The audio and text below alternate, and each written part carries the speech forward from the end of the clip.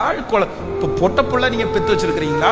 சின்ன வயசுல இருந்தே உங்க பிள்ளைக்கு சொல்லுங்க, ஏமா இதெல்லாம் நம்ம போடக்கூடாது. ஒரு டைம் நீ வந்து இப்போ ட்ரெஸ்ஸை போட்டு முடிச்சுட்டு கண்ணாடிக்கு முன்னாடி போய் நின்று பாரு, உன் ட்ரெஸ் எப்படி இருக்குன்னு பாரு, இது நல்லா இருக்காது, இது டிஸ்டர்பன்ஸ் உண்டு பண்ணும், இப்படி செய்யக்கூடாது நீங்க சொல்லுங்க.